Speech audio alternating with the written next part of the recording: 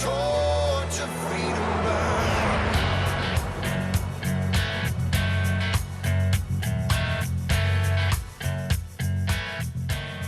Welcome to the intersection of faith and the culture. This is WallBuilders Live. We are taking on the hot topics of the day from a biblical, historical, and constitutional perspective. You can join us not only in today's program, but also at our website, wallbuilderslive.com. You can grab programs from the previous few weeks if you missed any of those. And that's also the place that you can make a donation. And when you make that donation, you are coming alongside us. You're locking shields with us. You're helping us to reach more people. That investment in freedom allows us to train more pastors, more legislators, more young people. It allows us to get on more stations and spread that truth, put more people through our biblical citizenship courses. All of those things thanks to your support at wallbuilderslive.com. So make that one-time or monthly contribution today. We greatly appreciate it. My name is Rick Green. I'm a former Texas legislator and America's Constitution coach. And normally I'm here with David Barton, America's premier historian and our founder at WallBuilders, and also Tim Barton, national speaker and pastor and president of WallBuilders. But today we're going to spend our entire program with Matt Staver. Matt is the founder and president of Liberty Counsel. That website, by the way, lc.org, is where you will be able to keep up on a ton of these lawsuits across the country dealing with the COVID crackdowns, with the unconstitutional mandates, with the unbelievable, unconscionable firing of police officers, military members. I mean, all the things that are happening right now due to this COVID chaos. If you go to lc.org, you can follow their lawsuits. You can also contribute there to help fund those lawsuits and help defend all these good people that are having their lives absolutely turned upside down. But Matt's going to give us an update when we come back in a few minutes after the break.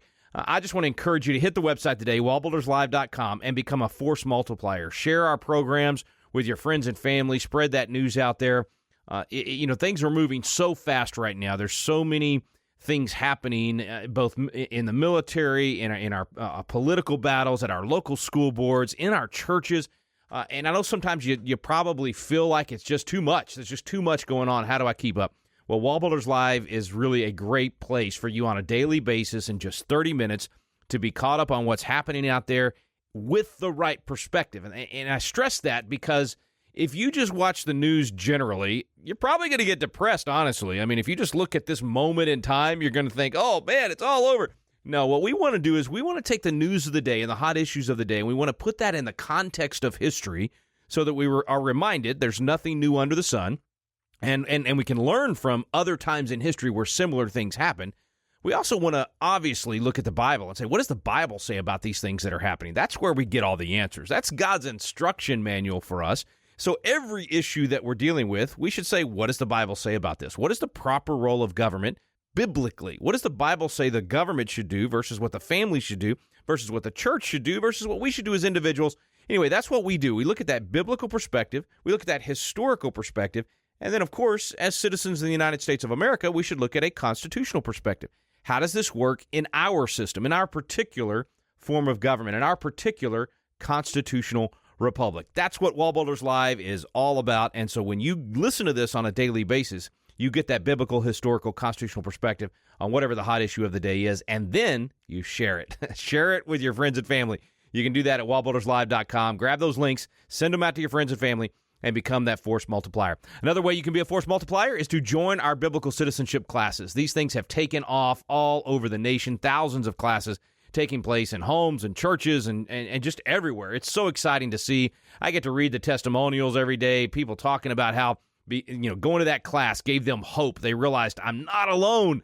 There are other people that care about a biblical, historical, and constitutional perspective. There are answers to everything that we're facing. These classes give people hope. They give you the chance to sharpen iron, sharpen your countenance as iron sharpens iron by having those conversations. And then the videos are just so powerful with Kirk Cameron and David Barton and Tim Barton and Matt Staver and Rabbi Daniel Lapin and Congressman Barry Loudermilk and all of these folks. It's such a great way to learn that biblical perspective and that constitutional perspective. So get involved in one of our biblical citizenship classes. You can either join us on Monday nights or you can start your own class. I mean, there's so many different ways to get involved. BiblicalCitizens.com is the website. All right, Matt Staver is the special guest today. LC.org is the website. Going to take a quick break. We'll be right back with Matt Staver from Liberty Counsel.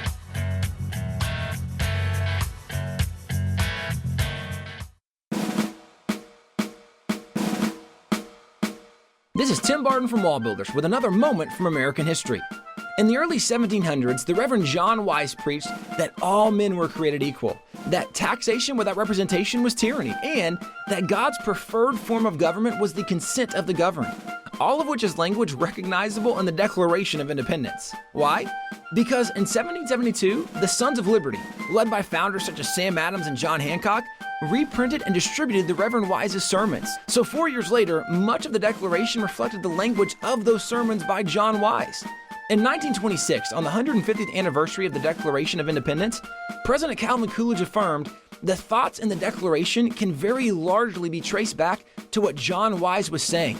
Few today know that the Declaration was so strongly influenced by the Reverend John Wise. For more information on this and other stories, go to WallBuilders.com.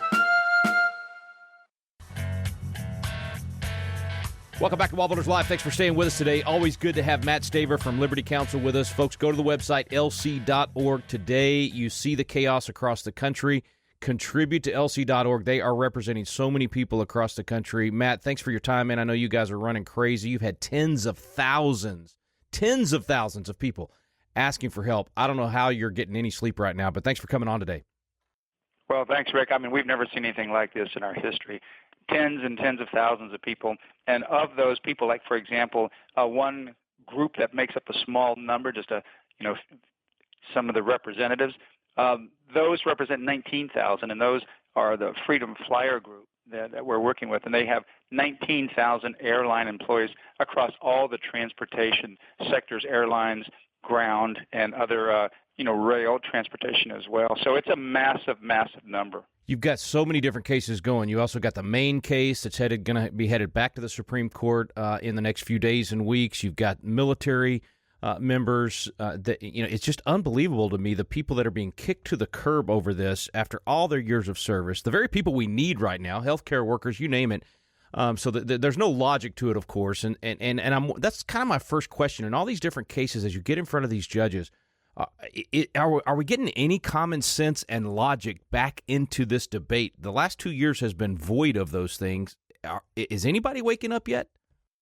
Well, some of them are. In fact, we're litigating in New York. There's a statewide injunction now in New York on behalf of the healthcare workers. The same identical executive order was issued by the governor, Janet Mills, in Maine, and the court denied that injunction. So now we are back at the Supreme Court, and Justice Breyer, who's over that particular circuit, the First Circuit, has already referred and ordered the state of Maine to respond to our petition. And that's a good sign because it looks like it's going to be referred to the full panel of justices. So we may get some rulings sometime middle or no later than next week toward the end of the week. But there's tens and tens of thousands of people. The numbers are massive, and people are being abused like I've never seen them be abused before. I really want to encourage people to get on your email list, lc.org. When I do get your emails, it keeps me up to date on what's happening with these cases. Honestly, it breaks my heart sometimes, too, because these stories are heart-wrenching. I mean, these people, their lives have been turned upside down.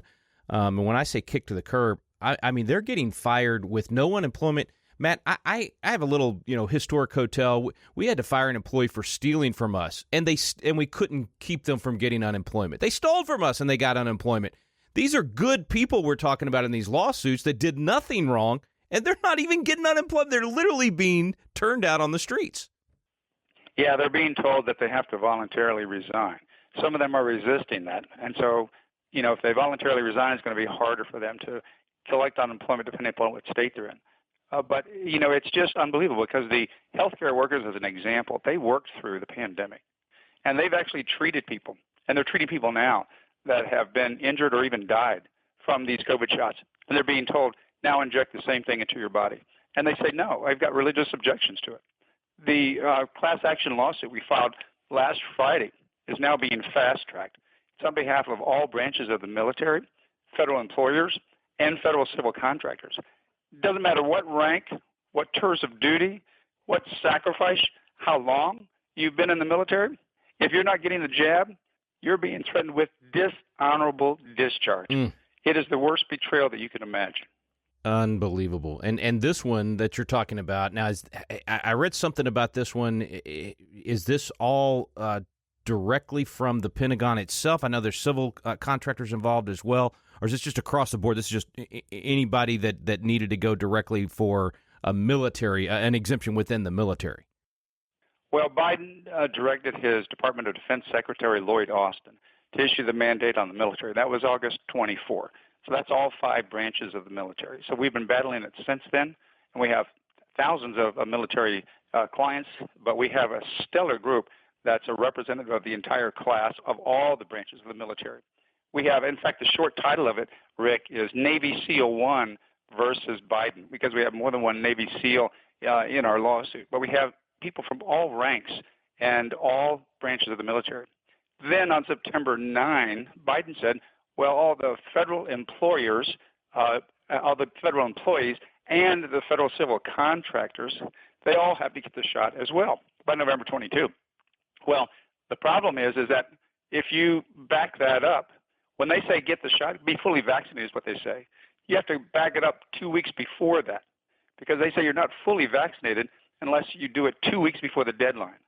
So that means Pfizer and Moderna, the first shot, the deadline's already passed. That's October 18. And then the last shot and the single shot for Johnson & Johnson is November 8. So people are already being disciplined. They're months, some of them are months away from retirement. They're being terminated. And people right now are already being threatened in the military with solitary confinement and dishonorable discharge. It's creating chaos, and at some point somebody's got to say, okay, when does this become a readiness issue? You know, you've got some of the Navy SEALs. We've talked to others that have Navy SEAls. It's something like 10% of the entire Navy SEAL force is going to be declared undeployable, and just multiply that out to all the other branches of the military, and we've got a real readiness problem here. And this doesn't even put it in context of this is all for a virus that's 99 point, depending on the study, 7, 8, 9% survivable, all the treatments that are out there, all the reasons we should not be so fearful of this thing, and yet, I mean, chaos in the military, chaos in the economy, chaos in our government. Absolutely, yeah. And, you know, in the military, for example, in early June, Dr. Matthew Oster on Biden's COVID-19 task force came out, and he was repeating what was in a study that was just about to be published. And that study found that those who were voluntarily, quote unquote, this was before the mandate, some people were still being pressured, taking these shots in the military. They were having, particularly males under 30, they were getting myocarditis, serious heart inflammation, could cause death. Then on June 29, the Journal of American Medical Association Cardiology published a research article by doctors who did research in the military. And that's where it was based on. It said, these shots are hurting our men in the military, causing them to have myocarditis, serious and life-threatening heart condition. Then they knew that. So they went forward anyway and mandated it on everybody. Wow. It's unbelievable. They're trying to purge the military and purge the federal government of workers and purge all of those civil contractors that make everything that makes the government operate. So it's not the government that creates a F-35 stealth fighter jet. It's not the government that creates the shoes for the men and women of the military. It's civil contractors contracted. And they're wanting to wipe them out, including top-notch nuclear scientists, because they're not getting the shot. It's just insanity. All right, but there are things we can do about it, folks. There are action steps you can take. One of those is to go to lc.org today, make a contribution, get on the email list. There is so much happening, and it's hard to keep up with all of it. There's so many lawsuits. There's so many just insane actions by government. And all of this is caused by government. It's not caused by the virus. It's caused by the crazy actions of government in response to the virus. You could. I mean, it has to be political. It's definitely not scientific. I mean, we're creating all this chaos in our country, and yet you look over at Denmark and Sweden and Norway, and they're saying no more. I mean, they're back to normal. And when you see that, and then you look at what we're doing, it's like, where is the logic part of the brain when is it gonna kick in here? I think you used the right word. They're using this to purge. They found something that separates people that think for themselves and those that will just follow whatever the government says. And they're using it to literally purge, like you said, military, Absolutely. government, all of it. People that think for themselves, people that have a different worldview, and particularly religious people, especially Christians. Purging them from the military, purging them from all of the other places, whether it's healthcare, whether it's any other place of employment. I mean, this is abusive. We have people calling, weeping, whether it's a soldier that's done several tours of duty in the Middle East, calling and weeping. We have a man calling a different employer, different kind of sector of employment, called and began to weep on the phone because he's threatened to lose his job unless he gets the shot. And he's the sole breadwinner, and his wife depends upon the medical insurance that he's able to provide to treat her cancer. What's he going to do now for his wife? But he can't violate his religious conscience and sin against God by taking one of these shots, which is, these people are very well researched. They're not ignorant. They've made a decision, and they also have a very strong religious convictions.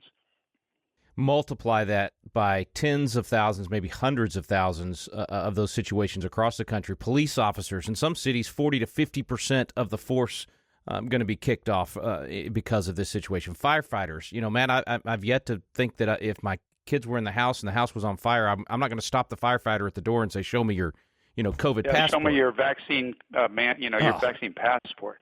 And the same thing with the airlines. We've heard this from captains and flight attendants that the distractions cause stress, or the stress cause distractions, and the distractions cause the incidence of flight safety issues to increase. Now the unions have come out, a couple of organizations that monitor these incidents in these reports from pilots, as an example. A couple of airlines, they say, yes, the distractions are increasing. So now they just sent out a directive this week, a couple of the airlines, to their employees, don't bring the issue of the vaccine into the cockpit. Well, look, we're getting calls from pilots who have worked for these airlines for 20, 25 years, and they're being threatened with termination. And, don't bring it into the cockpit. Don't blame the pilots. Don't blame the flight attendants. That's right. Don't blame the rampers. You're the one who did this. You're the one who, if you want to stop the distractions, if you really want to protect your crew and your passengers, stop these insane mandates. I have so many questions for you, Matt, but I know you've got to go here in a second. And folks, LC.org, it may be the most important contribution that you make this year. They are on the front lines of all of these fights. These legal battles are happening all over the nation.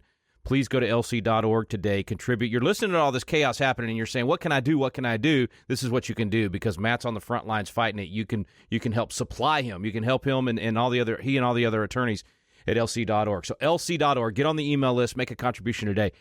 Matt, on the just the constitutionality of this thing, when the CEO of Southwest Airlines came out and said, I have to do this because of the president's order, there's no order. It's a speech. It's like a tin-pot dictator coming out on the balcony and saying, here's what we're going to do, and all of a sudden that's law. The words of a senile president in a speech are now the law of the land, and the titans of industry are just bowing to this? I mean, Well, on that point, you're right. I mean, there is no order. So a lot of these, either they're misguided or they're just doing it as an excuse and say, well, there's an order. Well, there's a statement, and then there's supposed to be a regulation that's coming out, but it hasn't come out yet. So it's not binding, but it's happening all over the place because people think it is binding. Take, for example, count one in our suit. It will free up not only everyone in our suit, but everyone in the country. It's on the emergency use authorization. Listen, there is no FDA-authorized COVID shot available in the United States, period. Comirnaty, made by BioNTech, is not available, and it won't be available for months and months. And that's according to the FDA and the NIH. It's not available. So the only ones we have are emergency use authorization, Pfizer, Moderna, Johnson & Johnson. And that federal law is very clear. You cannot be forced to take these experimental injections. It says that individuals have the, quote, option to accept or refuse, close quote, the product. And that means whether it's the military, the government, or the private sector, all of these mandates are violating federal law. And they're supposed to give you, under that emergency authorization statute, they're supposed to give you the benefits, the costs, the other treatments that are available, none of that information being provided to people. And all the risk and all the harms, and it would scare people to death if they heard all that. And there would be no way they'd want to take this. But they're not giving them any informed information, and they're forcing them without their consent. All of that's unlawful. Yeah.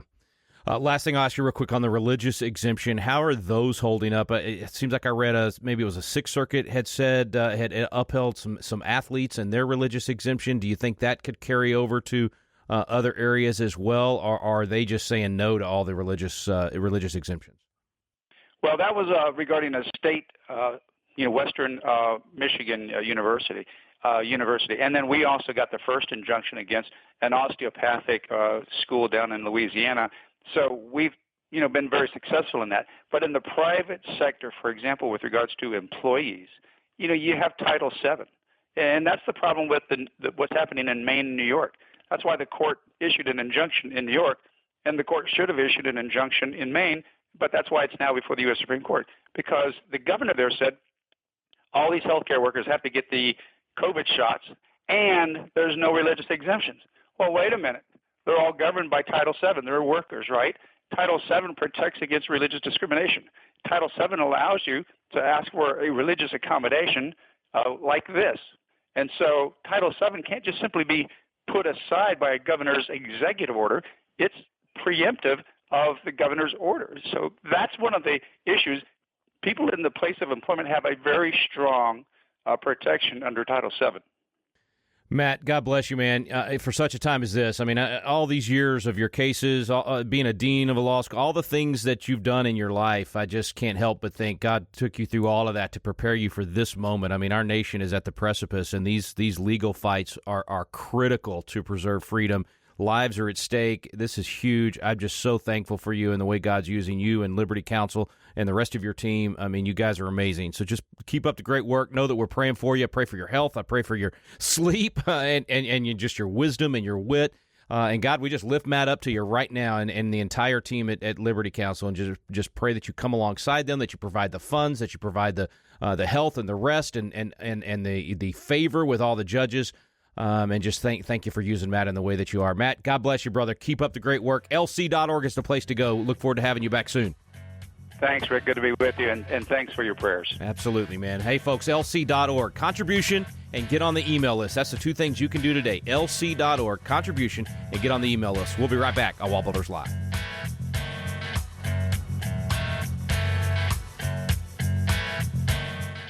Hey guys, we want to let you know about a new resource we have here at WallBuilders called The American Story. For years, people have been asking us to do a history book, and we've finally done it. We start with Christopher Columbus and go roughly through Abraham Lincoln, and one of the things that so often we hear today are about the imperfections of America, or how so many people in America that used to be celebrated or honored really aren't good or honorable people. One of the things we acknowledge quickly in the book is that the entire world is full of people who are sinful and need a Savior, because the Bible even tells us that all have sinned and fallen short of the glory of God. And yet what we see through history, and certainly is evident in America, is how a perfect God uses imperfect people and does great things through them. The story of America is not the story of perfect people, but you see time and time again how God got involved in the process and used these imperfect people to do great things that impacted the entire world from America. To find out more, go to wallbuilders.com and check out The American Story.